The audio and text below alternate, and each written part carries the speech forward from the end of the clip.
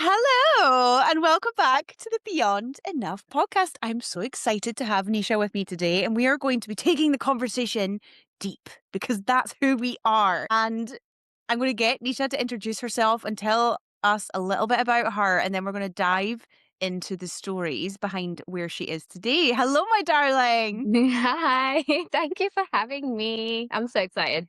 Me too. Thank you so much. And I will just note that we have had some technical issues, so bless you for just sticking with me. Riverside is just doing us dirty. So, tech problems aside, introduce yourself to everyone. Let us know a little bit about you.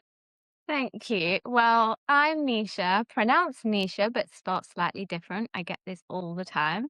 But there is a link to one of my gods in our culture, which it gives it background in terms of why it's spelled that way. So I've learned to love it. So my name's Nisha. I'm an artist and emotional wellness mentor. And essentially what that is I'm an artist. I do art. I do bespoke artwork for clients, for galleries. But then the emotional mentor side, the wellness mentor side, is just providing safe spaces and community spaces for everyone, all ages, backgrounds, abilities, to bring them together in a world of creative arts, painting, affirmations. And I'm really here to bridge the gap between art and our mental health, providing scientific backing and research, and just helping people reconnect with their inner child and joy. So that is me in a nutshell. I just find you so amazing. We connected through Instagram, and I love when women like you cross paths with me because I think, wow, like there are so many incredible women like yourself doing such incredible work. And I think we connected because we both have a history of really needing help and support, I think, with like emotional, mental well being. And that's very much where you're at. But you come at it through this like creative lens, I guess, which I find personally so interesting. So take us back and how did you know that that was something that you really wanted to help people with? If I'm being completely honest, I didn't. I didn't know this is the direction that I was going in. It just I think through my own journey growing up, and I do believe that creativity is our birthright. From the age from when you are born till about, I'd say 10, you're still playful, you're still connected to joy, creativity. You're encouraged to go to clubs and engage in creative thinking and being around different people creatively. From about 10 onwards, it starts to decrease because you're growing up in school and it's always education and academics, and the creative arts and that kind of world starts to shrink. So for me personally, I think growing up, I've always been massively creative. You put me in front of anything and I will make something out of nothing. Yogurt pots, I would make goggles, I would be squirreling in the house. I would be nonstop and I'd have to make something. And I think it was always inspired by my family dynamic, who are always creative. My mom, she would make an effort to keep creativity alive in our house, whether it's just handmade Christmas tree decorations or, making handmade cards or just something. It's always been around. But then coming back to school, you grow up and society sort of shrinks that part of you. And I lost it. I grew up not very academic, let's put it that way. I struggled in school. I struggled to connect with some of the subjects. As well as how it was taught, I don't think there was a lot of like adaptability to teach children who learn differently. And then I think it was just a combination of the academic side not being so great, then being bullied and feeling like an outcast. It was just the world was really small. And creativity for me has been the only thing that's kept me alive, I'd say. So as I was growing up, creativity was lost. So there was definitely a part where I went to sort of high school, sixth form, uni. Creativity was non existent, really. And then until I went through like a really bad breakup and bullying at work and trying to figure life out, as many of us do, I almost took my own life. So I was ready to take my own life. There was a day, there was an evening where I chose that day to say, I'm done. I said, you know what, maybe in the next life, there'll be something for me that where I belong. And so that that night where I said I was done, I, left my job, so I had a good 3 months out, had no idea what I was doing, and you know how they say you meet people at the right time, whether they're a blessing, a lesson, just this Something. yeah, I had met this person actually. I'd gone to celebrate my friend's graduation a year after I'd graduated. So I went back to Leicester, so I went to uni, to Montford in Leicester, and we went out and I bumped into someone. I'd never met them before, but it just felt like I'd known them. And lo and behold, I didn't know they were actually quite a spiritual being. They were very guided by their own spirit, trying to help people, almost like a healer. And that particular night, I'd reached out to them and I said, "Just how do you get out of a dark place? Like, is there anything you can, like, guide me on, or how do you juggle the dark energies?" Because he's always really positive and light Mhm. and navigated life in such a profound way, and I was like, "How do you do that?" And all they did was send me this guided meditation link. And being curious naturally, I clicked on it and I was like, "What the hell is this? Like, I don't get it. Why haven't you replied Yeah. to me? Is this gonna help me?" I actually put my headphones in, listened to it, and I started crying, as I do. I cried, and the guided meditation takes you back to thinking about when you were 3, 4. We all have got, like, photos of ourselves when we're younger. So I pictured, like, me when I was smaller, as, like, really small, this bob with a fringe and, all, like, smiley. And you almost think to yourself, well, I thought to myself, "Could I do that to her? Do I want to do that to her? Mm. Or is there a way I can save her almost?" And then literally the next day, I was obviously at home alone, everyone gone out to work, and there was this unopened pack of paint. It was my mum's because she was always very creative. And I just said, "Sorry, I'm gonna open it." I don't know what I was gonna paint, what I was gonna do, but something called me and I was Googling things like, give me some like easy tips on what I could create or paint or do. And I paused and I just started painting this Buddha. I found like an image and I started sketching it on paper initially. And for 8 hours, I was just in my zone and all the horribleness, like the words people would say to me when I was bullied, all the judgment I had about myself, that inner critic just was quiet. And I just felt like me. I felt, oh my God, I'm good at something. I have a talent. Where has this been, or where has this come from in this moment? And I just felt joy. I hadn't felt joy in such a long time because I was always miserable. I had these dark circles around my eyes, stress, everything. So I was constantly crying and in a really shit place. And I just felt joy. And I think from there, I just started looking inward and going, right, how can I continue this? And back then, I think it was what, when I was 21, 22, I'm 31 now. Therapy, all these resources that we have now, it wasn't as big Yeah. culturally and in my friendship circles and in work. It wasn't talked about, it wasn't encouraged. But I was like, I need to find a way. So I've started doing therapy slowly. I went through a good few therapists to find who was right for me. And then I started looking at holistic healing as well. And that's been my journey for the last 10 years. And in that, I've made sure I've been connected to creativity, whether it's going to do activities in community centers or finding them online or doing them myself at home. And I've just not stopped. And I know the benefits of creativity for our mental health, and it doesn't have to cost a lot either. And so now I'm just on a huge mission to fill this purpose of wanting to help people stay connected with it, because medication and all these things that we're encouraged when it comes to mental health isn't always the best option. So long story short, from my own experience, going through mental health struggles and mentoring myself and getting coaching and therapy, I just want to extend that lifeline to others if I can. Fingers crossed it works. But yeah, that's long story short.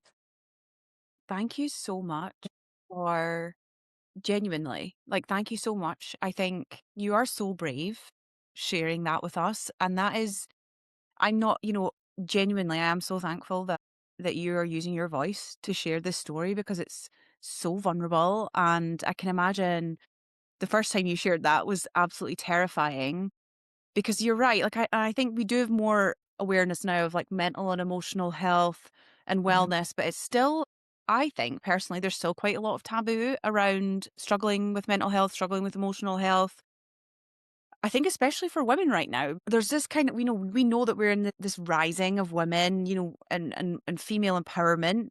But I feel like as women, we're starting to kind of feel like we are doing it all on our own, and then to see that break in the armor is seen as being weak and not being able to do it all. So I do think there is still stigma attached to that. So firstly, thank you so much for being so open and vulnerable and sharing this with us, because it is not easy, and I appreciate that and honor you so much for sharing that with us. And secondly, you're so right. I similarly, in certain seasons of my life, have just totally let go of all those things that bring me so much joy creatively. Can't say the word. And it's so interesting that we seem to just have seasons of life where that is just not valued as much and where it drops off. Why is that? It's not a blame game, but I think society has a massive impact on how Mhm. we are conditioned or how we are trained to be in the world. Society isn't made for the system of women and our cycles and how our energy levels Yeah. are. They are constructed based on patriarchal norms and ways of living. And I do think there are changes being made, but they need to hurry up and speed up because we as women are still going to be around, right? And it's about mutually respecting each other. I think also generationally trauma cycles keep repeating itself. It's who is going to sit here and say enough's enough? And I really feel like we are that voice to go enough is enough. Now wake up. I really want people to wake up, just to themselves and what's going on around them. Accountability is massive. If you don't like where you are, if you don't like what's going on around you, you have the power to take that back, to not brainwashed, but don't follow everyone else just because everyone's ticking those boxes. Yes, we need jobs, we need the things to survive. You get it. I'm in that boat too. But small things like creativity, it does not cost a lot, like at all. 5 minutes of your Mhm. day. We're saying we don't have 5 minutes of our day to do something for ourselves. Yeah, I've been in these systems. I've been in the corporate world and, it's been great for me. I've climbed the ladder and I've, been a senior recruiter and I love it. I've met some great people. But when it comes to creativity, the mindset around I'm not creative enough, I'm not good enough, I don't feel like I deserve to be creative because life's happening. I want to stop that noise or as much as I can. But I don't blame you. It's just how society is and we all go into it. So yeah, I just want us to wake up a little bit.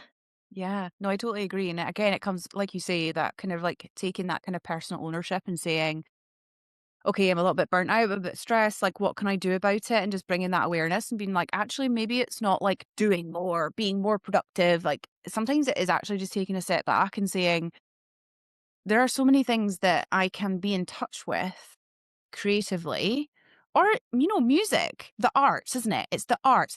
And it's strange because, like you say, this is something that we actually value very highly as a society. Like, when we think about how much we pay singers and artists of all different types of forms, like, they are quite highly valued. Not all the time, but like a lot of the time, those are, as an industry, it's somewhere we place a lot of value, is the arts.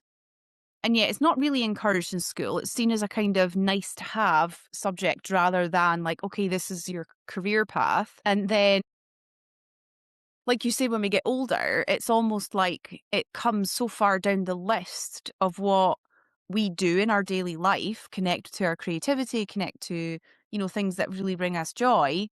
And yet it is quite highly valued by society. And it's quite a weird thing for me to think, it's something that we appreciate is really important.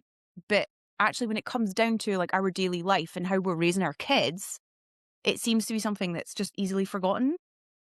But that is the part, for me personally, you can give me your opinion. Activity is the part of life beyond all the kind of stuff you have to do that actually brings purpose and meaning, right? Mhm.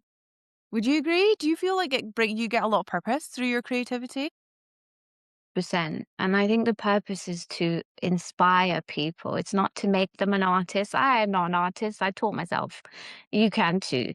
It's to inspire you to come away and be like, oh, I'm going to go to a Zumba class, or I'm going to put Yeah. music on in my house and dance freely and play. And I'm going to get my notebook and scribble. If you're an artist, if you're moving and expressing somehow, move your body. Yeah, move your body, move your mind, move your breath, move your hands. And when you're creating, even folding a piece of paper into an aeroplane. We all remember doing that, right? And you write a little note and you throw it across the classroom and you go, hey, pick up my note. That it's play. And it's also then connected to connection, which we are lacking massively in society. We have phones, we have technology, we have all these things, but people can't make conversation. Why? Because we're not connecting creatively. We are not creating safe space for ourselves. We are not allowing judgment free space. So that means we are unable to connect and not have empathy and curiosity about other people. But in terms of purpose, you don't have to have this massive talent to be creative. You just need to be you and find what fits. So I feel purposefully, my thing is painting, arts and crafts and stuff like that, and some affirmations. But if you come to my workshop and you do a painting, you go, "Do you know what? Painting's not for me, but I might go and try, I don't know, like a vision board class, or I might go and try a sports club because that's also creative." That Yeah. to me is the biggest thing I want, and that is it. My job's done. So Oh, yeah. I love that so much. You're just, like, picking all my little keywords and everything I talk about, and, like, I'm like, "Yes, yes, yes, connection, creativity, fun, play." These are all things that actually help us be better at the things that we want to be better at, interestingly, right? Because I'm a visibility coach, like, a lot of what I'm helping women with is creativity, right? And how Yeah, they express themselves, but you have to first allow yourself to be creative, which actually means taking a step back from the functionality of life and leaning into play. And once you can do that and start to get curious, another word you've just used, so many doors open. Like, it is so interesting what happens when because I do think, and this is why these conversations are important, because I think you need other women, like, almost, we need to be the voice for other women and saying, like, giving them permission, get creative, get playful. Like, we have so much stress. We literally, as we came on this call, we were talking about what we're going through. As women, we hold on to so much stress. And if you can find an outlet for that, the benefits are endless, in my opinion. I agree. I also want to touch on that it is open to like men as well. I think society for both of us, we contribute to each other. We balance each other out, men and women. We have masculine energy inside all of us, so we all have it. And so I think also men need to kind of broaden their mindset slightly and feel less judged to come to these kind of things so that they can also pick up skills like empathy, curiosity, how to build communities. And so that they are upskilling with us and we are upskilling with them and not leave anyone behind. But I think women naturally have this kind of pull towards community connection. It's a natural thing for us. And I also want to encourage that in my workshops and the community spaces that I create is that men don't aren't afraid to come along and feel like they're not being judged for exploring creativity because it's part of them too. But yeah, I think women naturally are quite powerful in that sense. Here to encourage everyone, particularly men in some aspects. Yeah, I love that though. It's interesting because I work with women. My Mhm. podcast is women, right? It's stories of women. And so I talk about women a lot, and I'm with other women a lot. So, like, I have a very women heavy approach, I Yeah. guess, to, like, a lot of my own work. However, I agree. I agree. I've got lots of incredible men in my life, but sometimes they also need encouragement, right? Because as hard as it is as a woman to maybe go along to a craft workshop or a sports club or whatever, I agree. I don't think it's always felt safe for men to do that either. No, again, it comes down to society. It comes down to what they are judged for, and it's not manly. it takes away their masculinity. But actually, there's masculinity in being vulnerable and creative too. It actually brings out a really masculine side of them. You know, that the protector, the providers, the ones that actually have empathy and compassion towards women as well. And I think unless they're able to tap into that and given spaces to do so, we're gonna have this struggle that we're feeling now with connecting with guys, right? So yeah, I it's a whole huge topic and there's loads going around about, you know, the whole men versus women thing, but it should be inclusive to all. It's our birthright and men are born too, so they deserve it too. I think you're right, and that's a nice word, deservingness. I think sometimes, again, we don't always feel like we're deserving. You touched on this earlier. We don't necessarily, like, feel like we have the time. Like, we don't deserve the time to take for ourselves, or we don't deserve to spend, I don't know, £10 on a pack of paint and a canvas or whatever that may be, right? We kind of almost self-sabotage in that respect and say, "Oh, it's, it's something that I'll get to."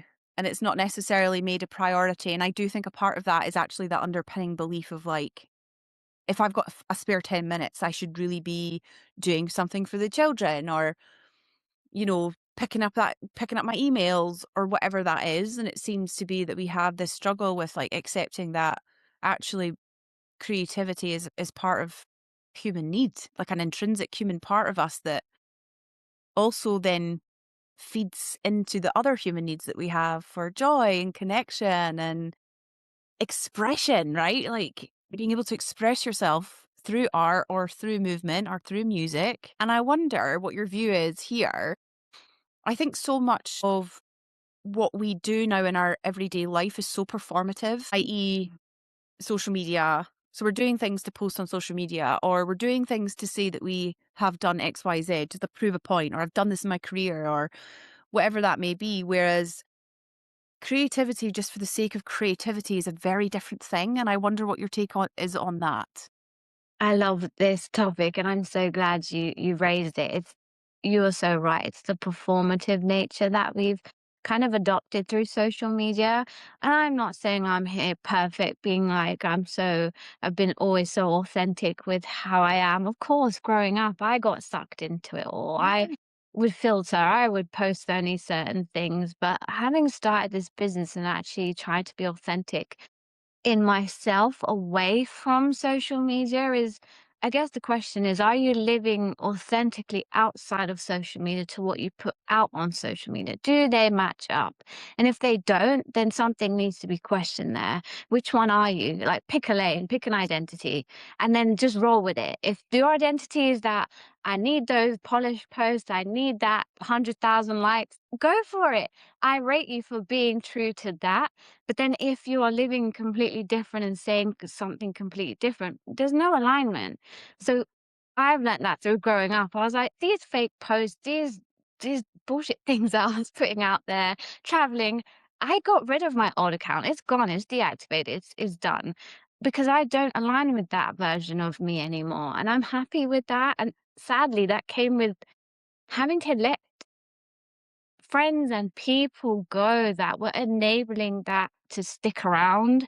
And so now I've made a conscious effort to be around people that enable this side of me and be authentic. But yeah, it's very addictive. And if you don't have a good foundation of yourself, your morals, your values, and this is what we talked on when we first met, right? Having strong Yeah. values, you will get lost in this world. And it can be dangerous if you're not willing to look at yourself a little bit and take accountability.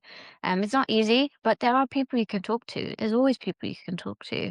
Yeah, I hope that answers your question, but it's just be authentic in and outside of social media. Who are you? Is the Yeah. And let go of that need to. And it's hard. Like we're neither of us are sitting here saying that that's an easy thing, right? It's a journey, it's a process. But I Mm. think that misalignment actually causes so much inner turmoil, and the cost is not worth it. It's not worth that cost to yourself. Like, take everyone else out of it. That the cost to you as a human being of projecting one thing out into the world, and then again coming back to connection, you're never ever fulfilling that part of you that feels seen and heard and and validated because nobody knows who you are. Mhm. They're validating a completely different person. And as a human being, that's catastrophic. It is catastrophic to be so disconnected from other human beings. And part of what I really would love to demonstrate with this podcast is the fact that I bring the most fucking incredible women on here. I don't have 10, 20, 30,000 followers. I don't have millions in the bank. Like, we're getting there. Like, we're building up to that, ladies, you know? But I still bring the most incredible women into my life. I have the most fulfilling day to day, but it's not because I go into social media and do the viral thing and get the likes and whatever. I have a die-hard, engaged community of women who are like me and who care about the same things and who value authenticity and who value real voices. But that's because I went first. And I went first and I said, this is what I'm doing and this is what I care about. And again, that is brave and it takes vulnerability. But what is the cost of not doing that for you? Do you know what I mean? The cost of Mhm. not having that connection, the cost of actually being so false. You've created this false narrative and no one ever sees you. And then you cannot connect with people that way. I think the misalignment as well is it catches up with you Oh, it does. eventually. And I don't know if you've been there, but I just want to touch on first. The reason why I was drawn to your podcast in the first place is because what screamed out to me was authenticity. It was what you see is what you get. There's no sugarcoating you. There's directness, there's honesty, and there's aligned values. And, when you're being selective of who you surround yourself with or want to chat to or be this vulnerable with, because let's Mhm. face it, it's scary. It takes a lot of guts to just be you because we are always being judged by people. So we think we have to change. But I think the longer you prolong being out of alignment with yourself, you will be tired. Your soul will scream at you. Your inner child will go, "Hey, I am crying. I am trying to calm you and align you, but you are not listening to me." And it will catch up. Many people I've had who are at rock bottom have come to me. What do I do? How do I get out of this place? And I say the same thing. Who are you? Really sit with a notepad and pen and just ask yourself that question. So I rate you. You are who you are. And I love that about you. You've got great energy. You've got a huge community. And the fact that your community are people that you know. If you were ever in need, you could go to those people. Yeah. With those And viral people who have millions of followers, no one will show up for you unless they benefit from you. 100% though. And do you know, I love you brought that up because I was very much living out of alignment but it caught up with me in every way. And I Mhm. speak about this a lot. Like, I don't know if I've shared really the story on the podcast, but I was so unhappy in my marriage, but I kept it going, right? It's a terrifying thing. Leaving a marriage with 3 kids, like, I was with this guy since I was 19, like, my whole adult life. It was terrifying, but eventually it caught up with me. Physically, I got an autoimmune disease, got diagnosed with an autoimmune disease. Mentally, like, my mental stability, like, just couldn't cope, like, it was horrendous, absolutely horrendous, but it was because knew I knew I had to leave and I didn't leave, and it's almost that knowing doing gap, which in terms of, like, mental health is not a good place to be. Like, when you know you have to do something, but you delay it, that in between, not good. What kept you staying? Deservingness, worth, fear, Mm. again, societal expectations and projections of what it's like to be a single mother. And I was even getting that from my mum, right? Who, like, my biological father had an affair and she left him when I was younger. And 30 years ago, being a single mum was a lot different. And it's still not, like, don't get me wrong, I still get a lot of people project stuff onto me, but it's nowhere near as bad. And then Mhm. even, say 30 years before that, like, women were ostracized. Like, it was, and I think women to a certain degree are still kind of told they're spent, they're trash, you're whatever, you're used up old goods if you're a single mom. And Mhm. that was felt. I was like, that was projected onto me before I'd even left. And I was terrified. I was terrified. Also, this man made me think that I couldn't do it on my own. Like, that was very much part of his rep. So much untrue. Look where you are now. Look where I am now. But at the time, I didn't feel that. Like, I didn't have that strength. And so it was very much a journey for me of finding that inner strength and then leaving. and I'll but you do, you get judged, and I think again, when we're here, we're talking about being vulnerable and having these conversations, and thank you so much, by the way, for your kind words. Being vulnerable and open is terrifying because people do judge you. I never sit here and say to people like you won't be judged. You will be judged. We just have to find a way of knowing that we are so authentic and in alignment that it doesn't matter what anyone says. They don't get to change who you are. I think intuition is very scary for people who aren't connected to it. Yeah. So they try and shut it down in other people. So fear will often come up in those people because they are the ones that are feeling judged. They judge themselves, so they judge other people. They feel shame, so they shame other people. And I just want to sometimes say to them, do you ever want to just take control of your life too, instead of actually projecting your fears, your judgments, your idea of how people should be because of your insecurities? We all have insecurities. I've been there, I've blamed, I've shamed, I've grown up. But you feeling like that is actually just their feelings towards themselves if they would do it. They're probably fearful of actually doing it themselves and going, huh, how does she do that? I'm actually kind of jealous. Feel inspired. Don't shame. Don't knock someone. Jealousy is normal. It's absolutely fine. But if you pair it with being inspired by those people, then you won't need to shame and judge people. It's as simple as that. But yeah, I hope you feel really proud and I hope, you inspire many people, which you've inspired me. But yeah, it's your own intuition. It's very powerful Mhm. and not many people like that kind of power. It's like they used to call them witches back in the day. And they used to shun them and have these witches trials. It's like, no, we are just in tune. Maybe you should try. Exactly. Stop Try it. passive about Try it. it. Give it a go. Right? It's so great over here. And the right tribe will just back you and you'd be like, wow, I'm so glad I did. But the more you stay around people that are similar in that mindset, there's no growth. No, there's no growth, and it's so sad, and I think I used to f and you can tell me this because 'cause you're obviously in this world as well of kind of, you know, hoping to help heal and inspire people, and you wanna help everyone. Like, I wanted to help everyone all of the time, and I was, right? And it's just burnout. Like, you can't physically help everyone, and not everyone is at that place where they want to be helped, and you have to really do you as an intuitive person, as someone who is a giver and wants to help and be of service, you do have to have boundaries around that, because otherwise you're helping no one, like, at all.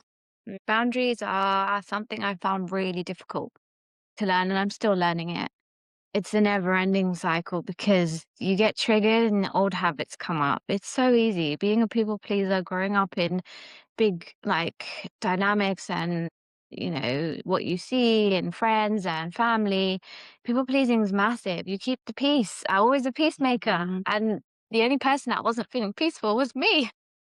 And I was so angry for so long because I was, I think, angry at myself for allowing certain behaviors and certain habits of mine to get in the way. And until I sat and said, what am I willing to say no to and not feeling guilty for? Can I say no? And if someone doesn't like it, how am I going to react to it? Do I need to then please them to make them like me, even when I've said no? Or just accept it? Not trying to take on everyone's feelings as my own. I have empathy. I have massive empathy. I can totally understand where you're coming from, but it's not mine to take on, they're yours. And that's been a big journey in this business of mine. It's still something I'm doing. But when you start doing it, and boundaries don't have to be mean, they're just preferences. Like, I prefer this. And if you respect me, great. If not, that's okay. But it was hard because I didn't feel I deserved to set those boundaries, and it comes back to the point that you made. Do I deserve to say no to this? Do I deserve to protect my energy? Or should I, as a woman, we've always been told, give, give, give, give. I'm tired of giving too much. I will give what I can and you have the best of me, but I need a break too sometimes. So and if you don't have boundaries, then you're not good for anyone. You're not good for yourself and you're not good for other people. It's just a waste. And like you said, burnout. Yeah. The burnout is real. And then you hibernate for months and they're like, where you been? I'm like, oh, just trying to recover. But we don't want that. We want to be able to not have to recover.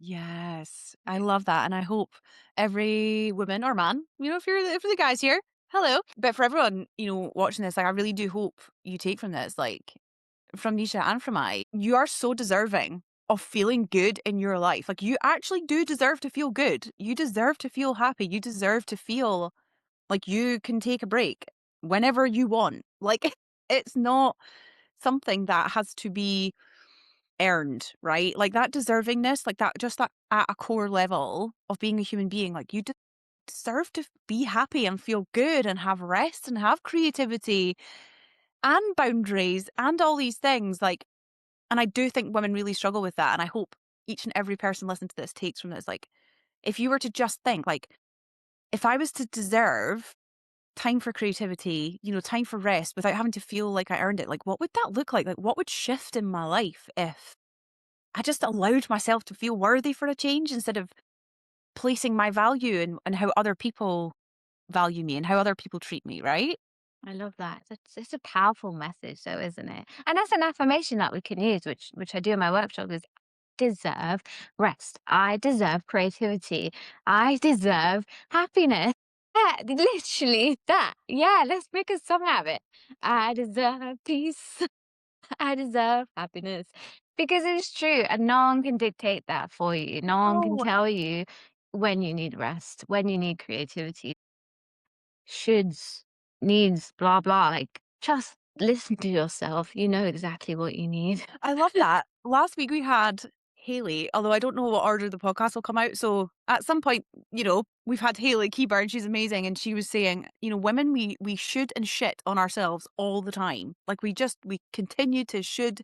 We should be doing this. We should be doing that. Oh, I'm not doing well enough. I'm da da da da. This podcast episode is public service announcement for you to just let yourself be. Just let yourself be for a change. Like, just you just let yourself be. Yeah, it's that I want to do this. I want to Yes, do it for myself, not should. Because if it's a should, it means it's like being told, and no one likes being told. All right. That then takes away from my intuition. No, no. exactly. I love that. Oh my gosh, thank you so much for sharing with us today. I know we could talk for another 5 hours Yeah. easily. We'll have to get you back. We'll have to get you back and do another episode. And come on my podcast. I want to I'm hear gonna your yeah, story. you're gonna find me on niches very soon. So just final thoughts, like if someone is really struggling, I guess, to tap into that part of them that is creative in any respect, and they're really struggling on where to start.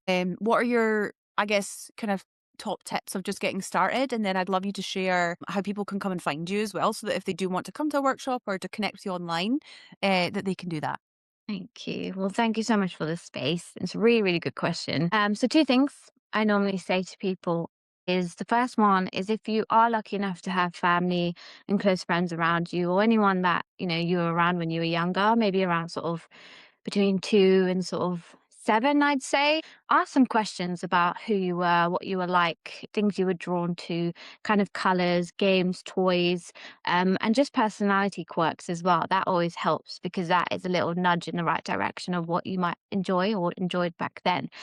And just any stories that they have. Those are the things will start piecing you to your identity and to your inner child before all the surviving techniques and coping mechanisms came into play. And then the second one is if you don't have that support network or family or friends around, and you are sort of alone in this journey, I would say sit with a pen and paper and write as many activities that you think a child would engage with or play or do. You can even Google them. ChatGPT is great. I mean, it gives you all the answers sometimes. And that list, go through them and read them out loud. And the ones that you pause on, so say if you did a list and you paused on dance class, and you're like, that's the inner nudge, that's the little voice, yeah, to go. You've paused, it feels a bit scary, but it might be right for you, and give it a go. Take accountability and do it. Life's short, and you won't regret it. So those are my two top tips. And in terms of finding me, I'm currently in the process of trying to do a website because I have loads of different places and things people can book and do, but that's coming. Funny being a business owner, you have to do everything. And If you want to connect, I've got 2 pages. So I've got Nesha_Canvas Creations. That's my art and emotional wellness mental page. And then I've got my Vulnerable Voices podcast page too. And that's where we talk similar to these conversations, all mental health related with everyday people. I've got some Sunday check-ins for Feb as well for anyone who might be feeling lonely or just wants to chit chat. So every Sunday of the month in Feb is free. It's on Zoom and it's on Eventbrite, which is the link is in my bio. And yeah, that's me really. So thank you so much. You've been amazing, and I don't often say this, but you've made me feel really safe. So thank you so much. You are so welcome. And just for me, to be able to have these conversations is such a joy. And it does take, like I said to you at the start of this conversation, it does take brave women like you.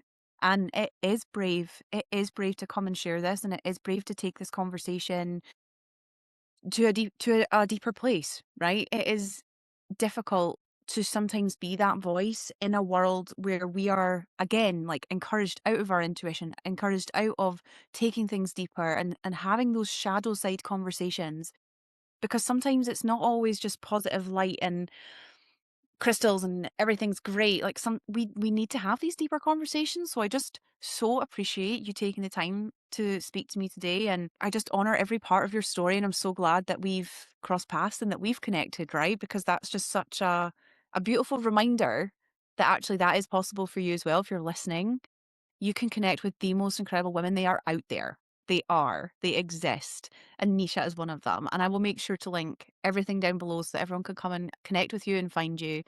And I, again, just thank you again. Thank you. Oh, I'm gonna cry. Thank you so much. You've been so lovely, and I just hope you can inspire more people, which you're doing anyway. And just, yeah, I'll be your number one fan. So thank you so much. Oh, I'm your number one fan too. I'm gonna finish this recording and go and paint. That's what I'm gonna do. Yes, and then come and Yes, show me, please. I will. That's amazing. Well, thank you everyone for listening today. I will link everything down below for Nee-sha, and we shall speak to you in the next one.